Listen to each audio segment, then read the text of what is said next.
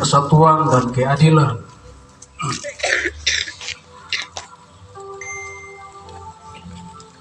Kita mau kembali merenung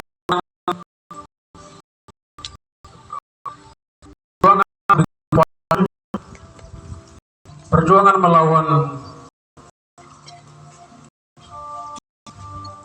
sistem yang betul menindas harkat dan martabat jati dari kita bangsa Papua.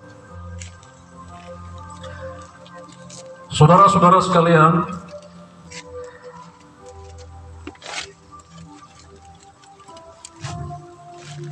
ketika kita bilang rasisme, kita harus ingat bahwa rasisme adalah penyakit. Rasisme adalah virus.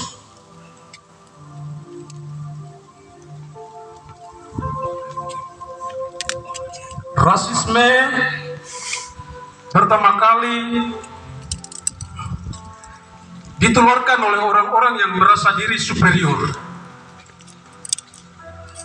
merasa bahwa ras lain lebih rendah daripada rasnya, merasa bahwa ras yang lain lebih primitif, terbelakang dari yang lainnya.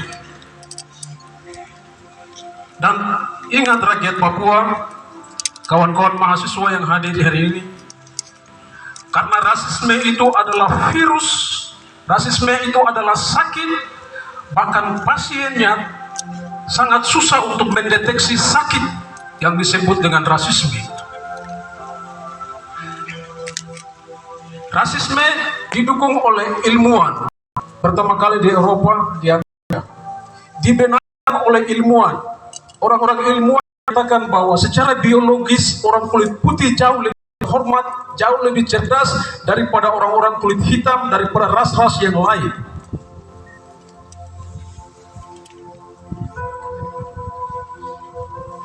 Penelitian ilmiah itulah yang menjadi pembenaran bagi kolonialisme, menjadi pembenaran bagi imperialisme untuk menguasai benua Afrika, untuk menguasai Asia, untuk menguasai Pasifik. Karena secara genealogi, secara biologi, mereka merasa bahwa mereka adalah orang-orang yang lebih cerdas daripada ras yang lain. Sehingga muncullah prasangka buruk terhadap bangsa lain, ras lain, bahwa bangsa dan ras yang lain adalah orang-orang yang terbelakang, primitif, orang-orang yang kelas bawah, orang-orang kelas 2, yang harus ditundukkan, yang harus dijajah, yang harus dikuasai, yang harus dibangun, yang harus dieksploitasi, yang harus menjadikan mereka sebagai budak.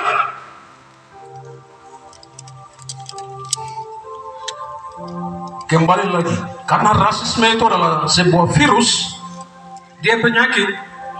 Kolonialisme membawa rasisme itu sampai pada wilayah Pasifik, Asia dan Pasifik, masuk di dalam budaya cara berpikir orang-orang Asia, orang-orang Indonesia, orang-orang Nusantara.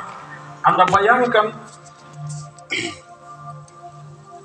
350 tahun lebih budaya rasis itu betul-betul tertanam di dalam beberapa generasi dan yang panjang di dalam generasi orang-orang Asia maupun Pasifik akibat dari kolonialisme.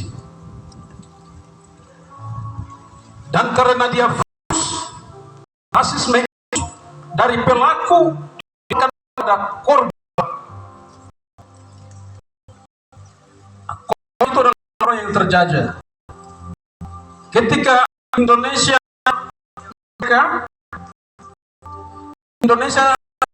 musir keluar, tetapi tidak berhasil mengeluarkan rasisme yang ditanamkan oleh budaya terhadap orang Nusantara. Karena dia virus tadi, dia virus, dia menjadi orang-orang Indonesia, menjadi inlander, orang-orang yang terjajah merasa bahwa mereka adalah orang-orang yang rendah harkat dan martabatnya.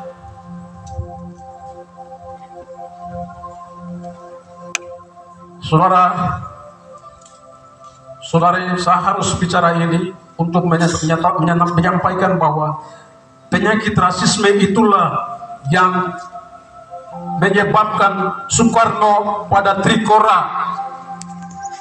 menyampaikan bahwa ras lain, bangsa lain, termasuk bangsa Papua tidak berhak. Mereka adalah bangsa boneka yang tidak berhak untuk menentukan nasib politik mereka sendiri. Itu adalah prasangka rasis. Merasa bahwa orang-orang dari bangsa lain, bangsa Jawa, bangsa Melayu, merasa bahwa orang-orang Papua belum maju, orang-orang Papua masih primitif, sehingga mereka harus ditundukkan, mereka harus diatur, mereka harus dibangun. Nah, apa yang mereka buat? Bangsa dan negara yang sedang dipersiapkan oleh orang Papua tahun 1961 dianggap sebagai bangsa boneka dengan prasangka buruk bahwa orang Papua tidak bisa bernegara sendiri, berbangsa sendiri.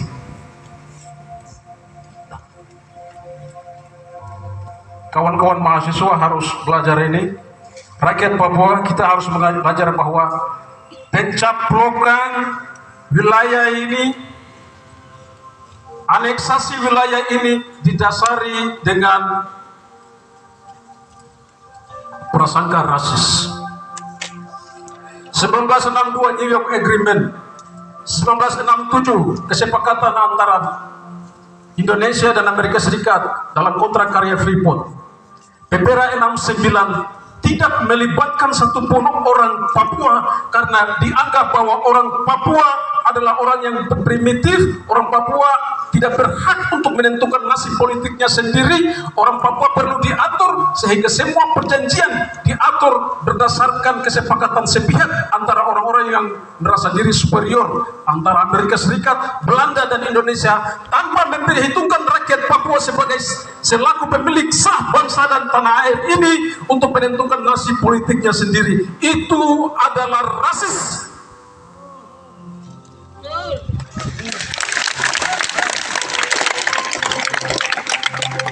Ingat bahwa penyakit ini tidak sembuh di abad yang sudah maju, di mana ilmuwan sudah membuktikan bahwa secara genealogi, secara biologis, secara sosial, rasisme yang disampaikan oleh peneliti-peneliti Amerika Serikat, oleh Jerman, Eropa, bahwa ras lain itu ras yang lebih rendah, sudah dibantah, sudah dipatahkan bahwa semua ras memiliki potensi yang sama, memiliki ukuran otak sama untuk maju, cerdas, untuk memimpin dirinya sendiri.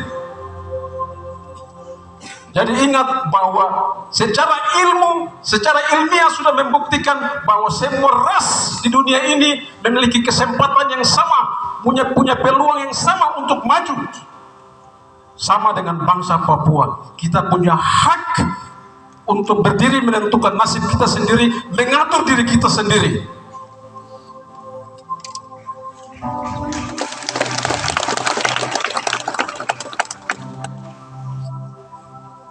Karena rasisme tadi itu adalah penyakit,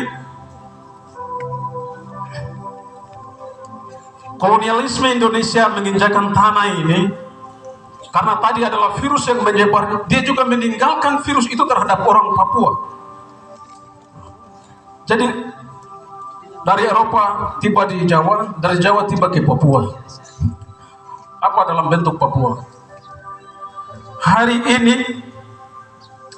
ini kalau Anda masih merasa bahwa Anda tidak mampu, tanyakan pada pikiran Anda, otak Anda. Apakah di dalam otak Anda, otak saya, ada kesadaran palsu? Kesadaran palsu yang mengatakan bahwa kami yang indah, kami yang rendah, kami bangsa yang tidak mampu, kami harus diatur oleh orang lain. Anda mengidap penyakit yang namanya rasis.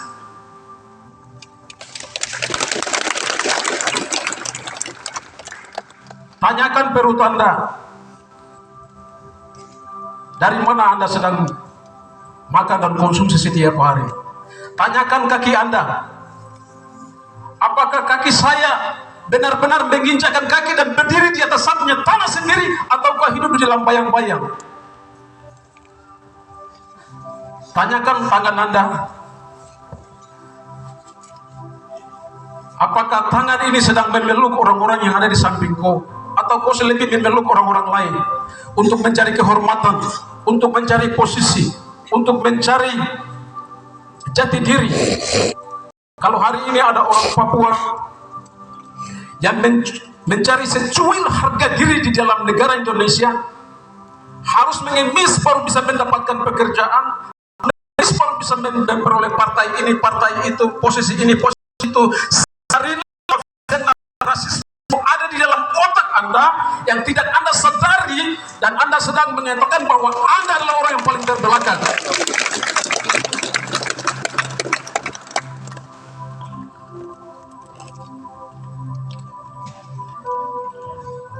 Jadi kalau kita mau bilang rasisme itu bukan soal warna kulit. Orang lain menjajah kita lalu bilang bahwa kita monyet. Ya memang monyet kita dijadikan sebagai simbol perlawanan. Monyet itu bentuk ejekan terhadap orang lain yang menyatakan bahwa martabat kemanusiaan dia sama dengan binatang yang disebut monyet.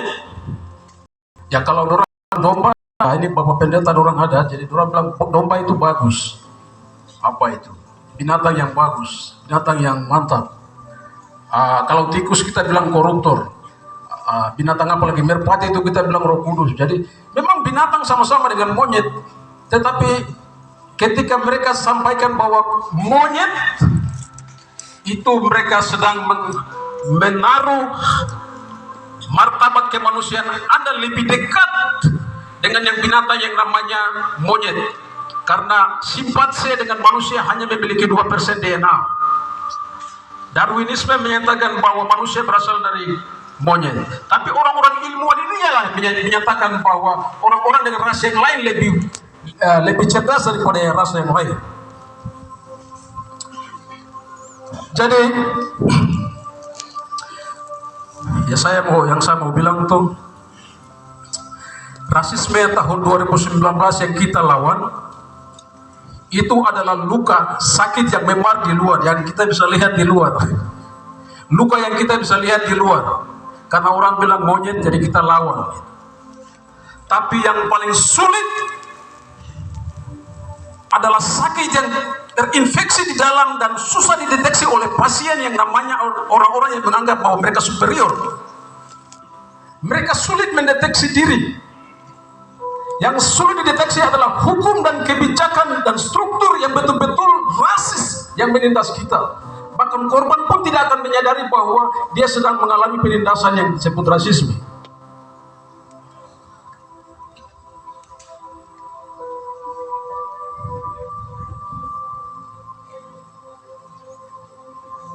Hari ini saya bebas, tapi di pintu keluar, pintu kecil di Lapas Sapepura, saya tadi sampaikan kepada wartawan bahwa memang hari ini saya bebas hanya karena memperjuangkan luka kecil yang memang di luar yang terjadi tahun 2019 di Surabaya.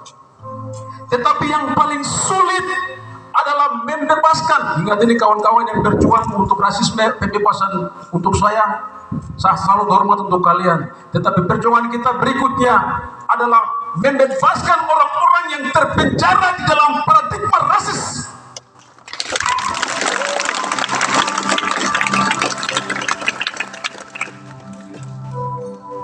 Orang-orang yang masih terkurung di dalam pemikiran rasis.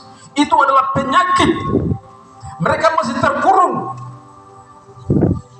di dalam penjara itu. Tugas perjuangan kita hari ini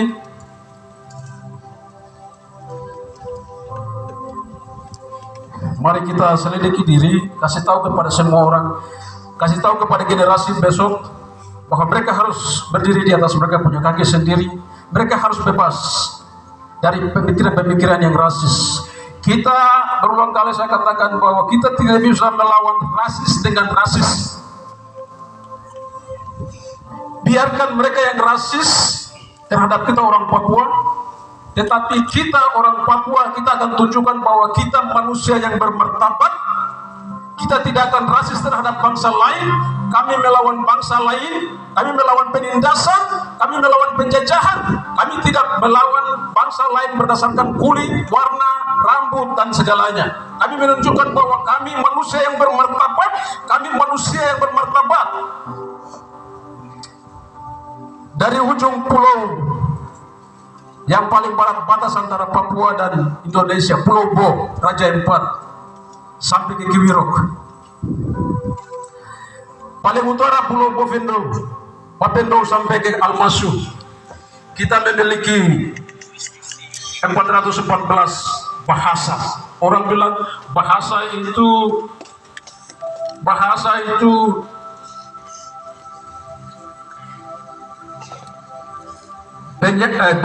adalah jembatan antara masa lalu, masa kini, dan masa depan.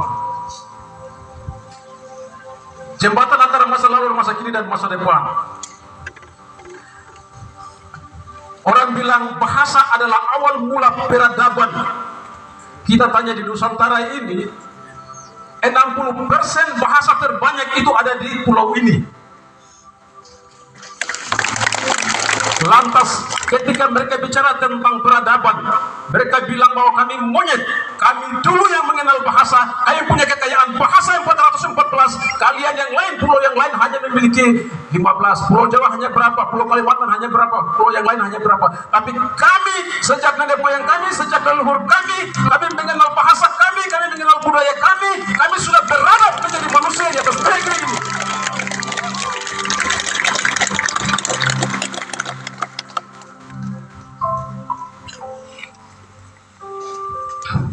Saya mau sampaikan, tinggalkan pesan satu hal, kawan-kawan yang di mahasiswa, siapapun engkau yang bekerja dimanapun, ingat bahwa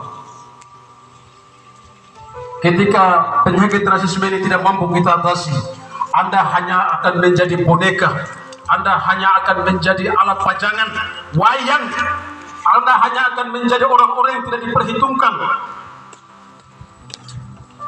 Berdiri di atas kaki kita sendiri, hargai orang lain, hargai teman lain. Kalau di dalam perjuangan, konteksnya ketika kita tidak mampu bersatu, kita tidak mampu menyayangi rakyat kita sendiri, kita tidak mampu berangkat dari tanah air kita sendiri, dan kita masih bergantung kepada kekuatan bangsa lain, kita masih berharap Amerika, kita masih berharap Inggris, kita masih berharap PBB, itu berarti watak rasis itu belum kita keluarkan dari otak kita. Karena kita tidak mampu merasa bahwa kita mampu berdiri di atas tanah kita dan kita usir penjajah. Ya, saya mau ajak bahwa perjuangan ini ada di atas tanah ini. Mari kita baku gandeng, siapapun organisasinya, mari kita baku gandeng. Kita mulai dari tanah ini, kita mulai dari negeri ini, kita mulai baku sayang, kita mulai baku gandeng. Perbedaan itu hal yang wajar, tapi kita tidak boleh runtuh. Kita tidak boleh runtuh. Kita harus maju. Kita harus maju karena harapan itu ada. Kita punya kekuatan suara hari ini. Mungkin orang lain menganggap bahwa kita hanya punya kekuatan suara. Tetapi ketika kita bersatu dan kita bersuara, mulai dari aksi rasisme ini, Malcolm X itu seorang aktivis rasis di Amerika Serikat. Favoritnya saudara Eman Gubai ini, dia bilang begini, bila engkau tidak bisa berdiri untuk sesuatu, maka engkau akan jatuh di dalam segala sesuatu. Saya ulang, bila engkau tidak bisa berdiri untuk sesuatu, maka engkau akan selalu jatuh di dalam segala sesuatu. Karena itu saya salut bahwa rasisme hari ini, isu rasisme kita mampu meyakinkan kepada Indonesia, kepada dunia, bahwa orang Papua terus berjuang, bahwa orang Papua terus menyatakan bahwa anti rasisme itu adalah musuh kita bersama-sama. Saya menyampaikan terima kasih kepada kawan-kawan yang terus berjuang mulai dari tahun 2019 yang mengawal di rumah sakit, kawan-kawan pengacara yang setia, kawan Eman, kawan Gustaf, kawan Mercy, kawan Anu Siregar, kawan-kawan di koalisi hukum dan HAM yang betul-betul mengawal kasus ini. Kita berhasil menyatakan kepada orang-orang Indonesia bahwa penyakit ini harus kita lawan dan harus kita sembuhkan. Saya salut dan saya hormat untuk kawan-kawan yang tahan panas, tahan dingin di tahan debu di depan pengadilan. Kalian orang-orang hebat, kalian orang-orang luar biasa. Kalian tidak berjuang untuk saya. Kalian sedang berjuang untuk kemanusiaan yang lebih besar daripada seorang Victor Yemo. Saya salut buat dewan gereja selama di rumah sakit yang terus bersama-sama dengan saya. Saya salut untuk dok dua mulai dari direktur sampai di mantri suster yang betul-betul bersatu dan komitmen menyatakan bahwa dia harus sembuh dan keluar. Kesempatan ini saya juga salut untuk orang-orang yang berhasil, yang kemarin kita melihat mereka sebagai musuh, tetapi kita berhasil meyakinkan kepada mereka bahwa rasisme itu adalah perjuangan bersama. Apa yang kita perjuangkan adalah hal yang benar, sehingga mereka berbalik menolong kami. Hakim yang sebelumnya tidak bisa, hakim mengizinkan saya untuk bisa berobat, dan saya hari ini bisa bebas. Saya tidak lupa dan salut hormat buat bapak-bapak kami untuk setiap doa yang mengalir untuk saya,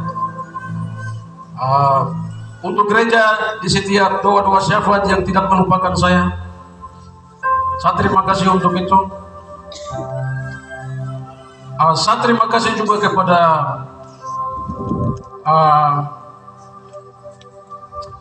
yang kemarin kita bilang lawan, tapi orang-orang polisi, orang-orang di LPAP Puran, pada akhirnya kampanye kita melawan rasisme mampu membuat mereka sadar bahwa apa yang kita berjuang itu adalah hal yang benar.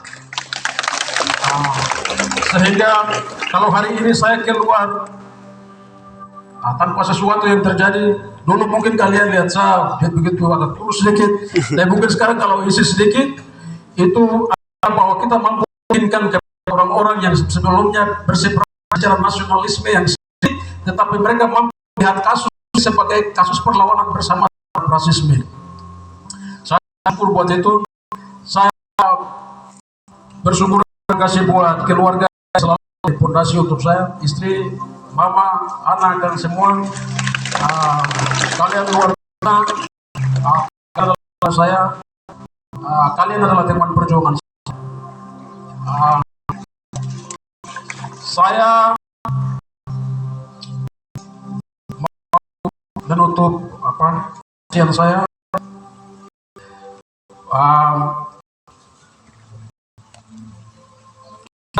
saya secara pribadi, saya betul dengan kawan yang banyak ini belajar tentang teori, bahkan sampai kita menyatakan bahwa tidak ada sebuah energi kekal, tidak ada sebuah energi kekal di dalam dunia ini di mana segala sesuatu dikontrol oleh materi melalui hukum-hukum alam, di mana eksistensi tentang Tuhan itu sangat kita tidak tempatkan pada posisi yang depan. Tetapi dari setiap pengalaman, saya mau pesan kepada kawan-kawan bahwa pengalaman akan membuat Anda bertemu dengan yang namanya Tuhan.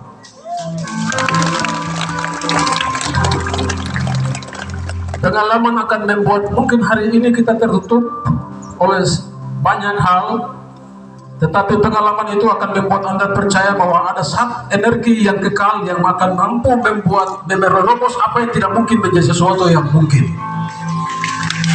Oleh karena itu saya bersyukur buat Tuhan, saya bersyukur buat semua yang berdoa. Ini adalah keberhasilan.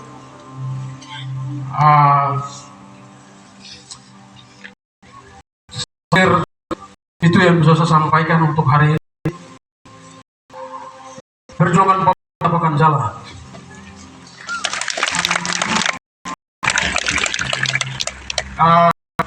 Kita kawan kita yang kawan Markus Halu ada di sini, kawan yang lain ada pulang dari Vanuatu.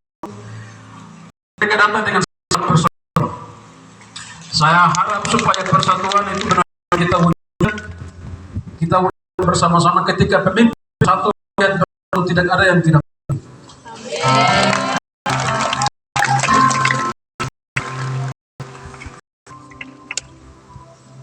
Wajambe Dormomu Hoi. Kinau na o amanoi. Koha, koya, wa.